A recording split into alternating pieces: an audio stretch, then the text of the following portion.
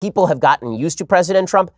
And normally, I think that President Trump would be unpalatable to the American people. This comedy routine would get old quickly because, while it is true that the American people have gotten used to this, it is also true that if the Democrats were sane in any way, if they weren't crazy bat bleep loonies, if they didn't push so far to the left that Bernie Sanders were now a mainstream presidential candidate, they would have a much better shot in this election. I'm not talking about school murmuring. I'm just talking about a return to normalcy.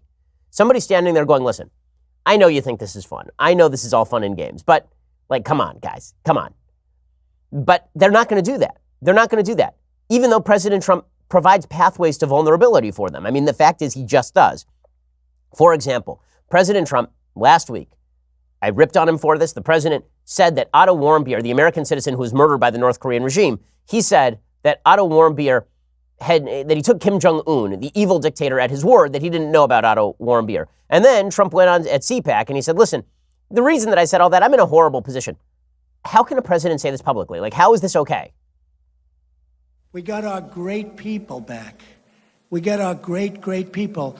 And that includes our beautiful, beautiful Otto. Otto Warmbier, whose parents I've gotten to know, who's incredible. And I'm in such a horrible position because in one way, I have to negotiate. In the other way, I love Mr. and Mrs. Warmbier, and I love Otto. And it's a very, very delicate balance. He was a special young man, and to see what happened was so bad. Okay, it's not actually a delicate balance. You do not have to praise the dictator of an evil country or an evil government, the dictator of an evil government, to be more precise. The country isn't evil. The people, I'm sure, are great, but the government is terrible and evil. The fact is that he praised Kim Jong-un. He did not have to do that. It was so bad that even John Bolton had to come out and condemn President Trump's view. He said, listen, that's Trump's view. That's not my view. This is the National Security Advisor, John Bolton. The president made it very clear he considers what happened to Otto Warmbier an act of brutality that's completely unacceptable to the American side. I've heard him before the summit itself, before the press conference, talk about how deeply he cared about Otto Warmbier and his family. The fact is, the best thing North Korea could do right now would be to give us a full accounting of what happened and who was responsible for it. Do you take Kim Jong-un at his word? The president takes him at his word. No, I know he does, but what about you? My opinion doesn't matter. My opinion is that I'm the National Security Advisor of the president. Right, your opinion matters quite a bit. I am not the national security decision maker. That's his view. Okay, well, again, this is bad stuff. Now, here's the point. That is bad stuff, but Democrats are not positioned to take advantage because the 2020 Democrats are so unbelievably radical that Bernie Sanders may not be radical enough for them. So Bernie Sanders is trying to reintroduce himself to the Democratic Party right now. And yeah, that means that we have to play the Bernie Sanders music, of course, because, I mean, come on. So Bernie Sanders gave a big speech over the weekend. And that speech was supposed to reintroduce him to the Democratic public, right? He's speaking in Brooklyn, New York, and the idea here was going to be that he is going to reintroduce himself as the new face of the Democratic Party, make himself more personal to the Democratic Party. The problem is that Bernie Sanders is a kook. He has always been a kook. And now Bernie Sanders is trying to play up his Jewish background in order to claim that he has some sort of intersectional appeal. Number one, that ain't going to play with the Democratic Party. The Democratic Party does not care about Jewish intersectionality. They do not care about the experience of Jews. They do not care about anti-Semitism within their own party, as we'll get to in just a second. Second of all, Bernie Sanders does not have a credible leg to stand on when he talks about his Jewish background. The guy is radically anti-religious. He's radically anti-Israel. He has no relationship with Judaism. He is an atheist socialist. Like, the fact that he is ethnically Jewish cuts no ice with me. I don't care about ethnic Judaism. I care about actual practicing Judaism. I care about religious Judaism. I care about Jewish principles. Bernie Sanders is in line with virtually none of them. And yet, when he tries to reintroduce himself to the Democratic Party, that's what he has to rely on because his socialism isn't enough these days. So he drags out Sean King. Sean King, you'll recall, he's a columnist for the New York Daily News. He's a race baiter par excellence. There have been accusations that he is not actually black. His birth certificate lists his birth father as a white guy. He says that his mom had an affair and he's actually black.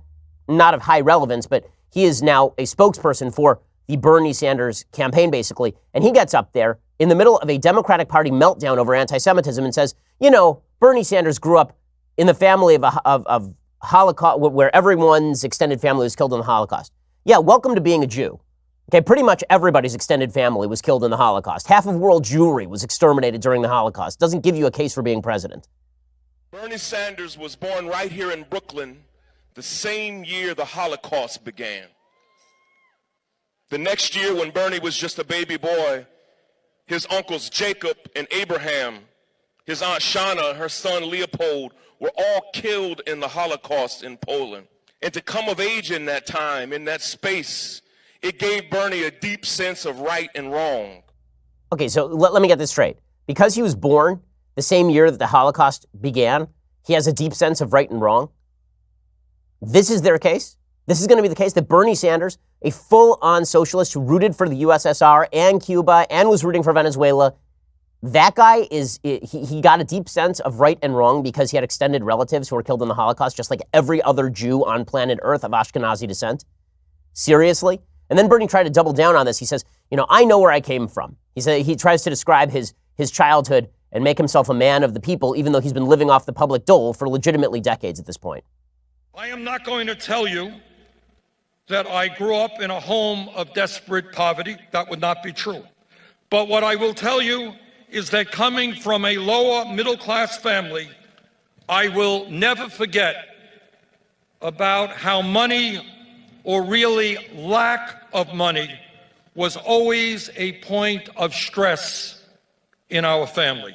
My experience as a child living in a family that struggled economically powerfully influenced my life and my values. I know where I came from. Okay, where you came from is the greatest country in the history of the world, where a useless old man like you can run for president on the basis of accomplishing nothing over the course of your life, and then you can rip on it. Is that really going to counter President Trump? Is that a counter to President Trump? When President Trump stands up there at CPAC and he says, socialism is not our future, and then Bernie Sanders says, I grew up lower middle income in the United States, and this is supposed to be a story of victimhood. You're standing on a presidential stage, never having legitimately earned a dollar or created a job. And we're supposed to hear from you that you're the guy who should run everything? Like, that's the guy who they're going to juxtapose? And let's not forget, Bernie Sanders is a front runner right now. He is.